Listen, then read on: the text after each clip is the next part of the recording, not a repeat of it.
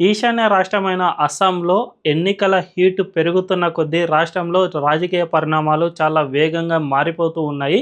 ఆ రాష్ట్రంలో కాంగ్రెస్ సీనియర్ నేత అయిన గౌరవ్ గొగోయ్ ఒక కీలకమైన వ్యాఖ్య చేశారు. అదేమిటంటే, మేము గనక రాష్ట్రంలో అధికారంలోకి గనక వస్తే ఖచ్చితంగా బ్లాస్ఫెమీ లా ఒకటి తీసుకువస్తాం. అంటే ముస్లింలపై ఇప్పటి వరకు చాలామంది దూషణ చేస్తూ ఉన్నారు కాబట్టి వాళ్ళను ఇకపై నుంచి ఎవరు ఏమీ అనకుండా మేము ఒక చట్టాన్ని తీసుకువస్తాం. ఈ చట్టం ద్వారా ఏకంగా 5 సంవత్సరాల వరకు జైలు శిక్ష విధించేందుకు అధికారం ఉంటుంది. అప్పుడు మిమ్మల్ని ఏ ఒక్కరు ఏమీ అనలేరు అనే విధంగా ఎవరైతే అక్రమ వలసదారులు ఎక్కువగా నివాసం ఉంటూ ఉంటారో అదే ప్రాంతంలో ఆయన ఈ కీలక ప్రకటన చేశారు. దీన్ని బట్టి చూసుకుంటే ఆ రాష్ట్రంలో కాంగ్రెస్ పార్టీ పూర్తిగా ఈ అక్రమ వలసదారులు అండ్ మైనార్టీలనే ఆధారంగా చేసుకుని అక్కడ రాజకీయాలను నడిపిస్తోందని చెప్పకనే చెప్పుకోవచ్చు. అదే సమయంలో హిమంత బిశ్వ శర్మ ఇందుకు వ్యతిరేకంగా చాలా కీలకమైన నిర్ణయాలు అండ్ ఎత్తుకు పై ఎత్తులు వేస్తున్నట్టు స్పష్టంగా అర్థమవుతుంది.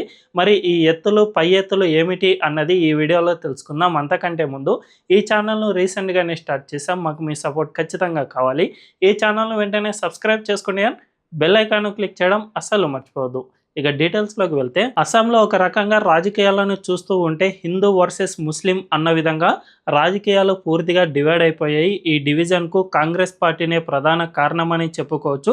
ఆ పార్టీ బద్రుద్దీన్ అజ్మల్ ఎవరైతే ఉన్నారో ఆ పార్టీతో లోపాయికారి ఒప్పందాన్ని ఏర్పాటు చేసుకుంది. తద్వారా ఈ రాష్ట్రంలో ఉన్న ముస్లింలందరూ మనమే ఓటు బ్యాంకుగా మార్చుకుందాం, అటు హిందువులను మనకు ఎలాగో వాళ్ళు క్యాస్ట్ పరంగా డివైడ్ అయ్యి మనకు ఓటు వేస్తారు కాబట్టి ఖచ్చితంగా మనమే గెలుపొందుతాము అనే విధంగా కాంగ్రెస్ పార్టీ అక్కడ ప్రయత్నాలు చేస్తుంది. కానీ బీజేపీ అందుకు ఎత్తుకు పై ఎత్తులు వేస్తుంది. ముఖ్యంగా అస్సాంలో దక్షిణ అస్సాం ఏదైతే ఉందో ఈ పార్ట్లో ఎక్కువగా అక్రమ వలసదారులు నివాసం ఉంటూ ఉన్నారు.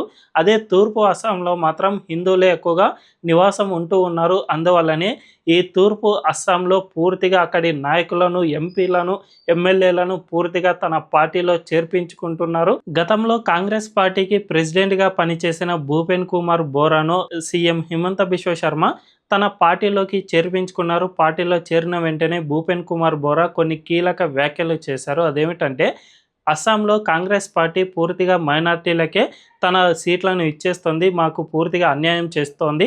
అండ్ కాంగ్రెస్ పార్టీలో ఈ సీట్లను సైతం ఎంపిక చేసేవాళ్ళు మైనార్టీ నేతలే, అది కూడా అక్రమ వలసదారులు ఎవరైతే ఉంటారో వాళ్ళందరికీ సపోర్ట్ చేసే వాళ్ళే ఉన్నారు. కాబట్టి మేము ఆ పార్టీలో ఇమడలేము, అందువల్లనే బీజేపీలోకి వచ్చేసాను. నేను దాదాపు 3 దశాబ్దాలుగా కాంగ్రెస్ పార్టీలో పని చేసినా కూడా ఇంత అన్యాయానికి గురవుతుంటే ఆ పార్టీలో ఉండలేక వచ్చేసాను అనే విధంగా భూపెన్ కుమార్ బోరా కీలక వ్యాఖ్యలు చేశారు. ఈ భూపెన్ కుమార్ బోరాకు ఉత్తర అస్సాంలో చాలా కీలకమైన పట్టు ఉందనే చెప్పుకోవచ్చు. అందువల్లనే ఆయన ఈ పార్టీలో చేరడం ద్వారా దాదాపు ఉత్తర అస్సాంలో మొత్తం బీజేపీ తన పట్టును నిలుపుకోవడానికి దీనివల్ల ప్రయత్నాలు చేస్తుంది అని చెప్పకనే చెప్పుకోవచ్చు. అదే కాకుండా ఇటు దక్షిణ అస్సాంలో ఎవరైతే ఉన్నారో ఇక్కడ ఎక్కువగా హిందువులతో పాటు ఎవరైతే ఇండిజినియస్ ముస్లిమ్స్ ఉంటారో, అంటే కొన్ని శతాబ్దాలుగా మన దేశంలో అప్పట్లో అంటే మొఘలుల కాలంలో ఆ సమయంలో మతం మార్చుకున్న వాళ్ళు ఎవరైతే ఉంటారో వాళ్ళు కూడా ఈ మియా ముస్లింలను పూర్తిగా వ్యతిరేకిస్తూ ఉన్నారు. ఎందుకంటే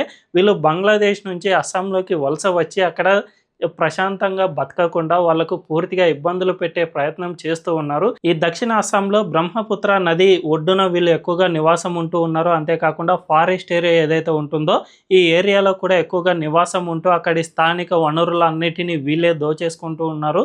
తద్వారా స్థానిక హిందువులతో పాటు ముస్లింలకు సైతం వీళ్ళు పెద్ద ఎత్తున ఇబ్బందులు కలిగిస్తూ ఉన్నారు. ఇది ఇప్పుడిప్పుడే వచ్చిన సమస్య కాదు. 1971 బంగ్లాదేశ్ ఫ్రీడమ్ వచ్చిన తర్వాత నుంచి అక్కడ పెద్ద ఎత్తున మైనారిటీలు మన భారతదేశానికి వలస వచ్చారు. వాళ్ళు ఇక్కడ ఊరికే ఉండకుండా మన భారతదేశంలోకి చాలా అంటే చాలా ఇబ్బందులు తెచ్చిపెడుతూ ఉన్నారు. అందువల్లనే వాళ్ళను మన దేశం నుంచి తరిమివేయాలి అని అస్సాంలో కొన్ని దశాబ్దాలుగా పోరాటాలు జరుగుతూనే ఉన్నాయి. అస్సాంలోని స్టూడెంట్ యూనియన్ల నుంచి పొలిటికల్ లీడర్స్ వాళ్ళకు వీళ్ళను పంపించేయాలి అనే విధంగా పోరాటాలు చేస్తూనే వచ్చారు. కానీ గతంలో కాంగ్రెస్ పార్టీ అక్కడ అధికారంలో ఉండటం వల్ల ఇది పూర్తిగా సాధ్యం కాలేదు. అదే సమయంలో హిమంత బిశ్వ శర్మ కాంగ్రెస్లో ఉండి ఎంతగానో పోరాటం చేశారు. చివరికి రాహుల్ గాంధీకి చెప్పే ప్రయత్నం చేసినా కూడా వాళ్ళు అస్సలు పట్టించుకోలేదు. అందువల్లనే హిమంత బిశ్వ శర్మ బీజేపీలోకి వచ్చి జాయిన్ అయ్యారు. ఆ తర్వాత అయినా సీఎంగా అయినప్పటి నుంచి ఇక్కడ పూర్తిగా కొన్ని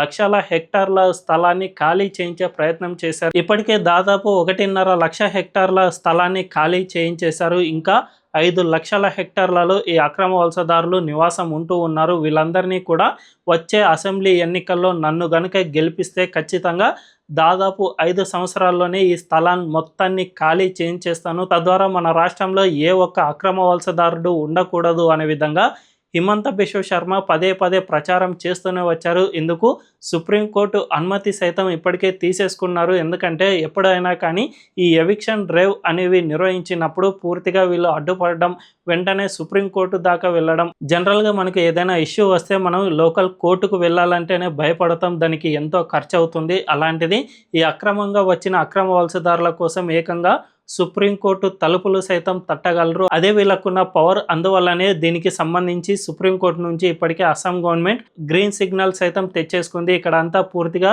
వీళ్ళు ఆక్రమించేసుకున్నారు కాబట్టి వీళ్ళకు మేము సరైన నోటీసులు ఇచ్చి పూర్తిగా తొలగించేస్తామని చెప్పగా సుప్రీంకోర్టు సైతం దీన్ని పూర్తిగా పరిశీలన చేసి ఓకే, ఇదంతా గవర్నమెంట్ ల్యాండే కాబట్టి మీరు దీనిపై ఎవిక్షన్ డ్రైవ్ అనేది నిర్వహించుకోవచ్చు, కాకపోతే కొద్ది రోజుల ముందే వాళ్ళకు నోటీసులు ఇచ్చి ఈ ప్రక్రియ పూర్తి చేయండి అని అస్సాం గవర్నమెంట్కు సైతం గ్రీన్ సిగ్నల్ ఇచ్చేసింది. కాబట్టి ఖచ్చితంగా రాబోయే అసెంబ్లీ ఎన్నికల్లో హిమంత బిశ్వ శర్మ గనుక గెలిస్తే ఆ రాష్ట్రంలో దాదాపు 5 లక్షల హెక్టార్ల ప్రభుత్వ భూమిని మొత్తం ఖాళీ చేయించేందుకు హిమంత బిశ్వ శర్మ సిద్ధంగా ఉన్నారనే చెప్పుకోవచ్చు. అందువల్లనే ఇప్పుడు అస్సాంలో ఇటు అక్రమ వలసదారులు వర్సెస్ స్థానిక హిందూ అండ్ ముస్లిం అనే విధంగా అక్కడ రాజకీయాలు పూర్తిగా మారిపోయాయి. ఇందులో ఒకవైపు Badruddin Ajmal party and Congress party ఈ రెండు కూడా అక్కడ అక్రమ వలసదారులు అండ్ బంగ్లాదేశీలపైనే పెద్దగా దృష్టి సారించాయి. మరోవైపు హిందువుల కోసం బీజేపీ ఉంది. దీన్ని బట్టి చూసుకుంటే పూర్తిగా అక్కడ పోలరైజేషన్ అనేది జరిగిపోయింది. అయితే రీసెంట్గా సర్వేలను మనం ఒక్కసారి పరిశీలన చేస్తే ఇప్పటికే ఆ రాష్ట్రంలో హిమంత బిశ్వ శర్మ గెలుపు ఖాయం అయ్యింది అని అన్ని సర్వేలు కూడా కూస్తూ ఉన్నాయి. సో వచ్చే అసెంబ్లీ ఎన్నికల్లో ఖచ్చితంగా బీజేపీని గెలుపొందేందుకు ఛాన్సెస్ ఎక్కువగా ఉన్నాయి. అందువల్లనే ఇప్పటికే ఆ రాష్ట్రంలో రాహుల్ గాంధీ కనీస ప్రచారం సైతం చేయడం లేదు. ఒకవేళ అక్కడ ప్రచారం చేస్తే తనకున్న చరిష్మా పోతుంది అని రాహుల్ గాంధీ భయపడుతూ ఉన్నారు. దీన్ని బట్టి చూసుకున్నా కూడా అస్సాంలో బీజేపీ గెలుపు ఖాయమని చెప్పుకోవచ్చు. సో మొత్తంగా చూసుకుంటే ఖచ్చితంగా వచ్చే అసెంబ్లీ ఎన్నికల్లో బీజేపీ గెలుపొందే అవకాశాలు ఉన్నాయి. తద్వారా ఆ రాష్ట్రంలో మొత్తంగా అక్రమ వలసదారులను పూర్తిగా తొలగించే అవకాశం ఉంది అని చెప్పకనే చెప్పుకోవచ్చు.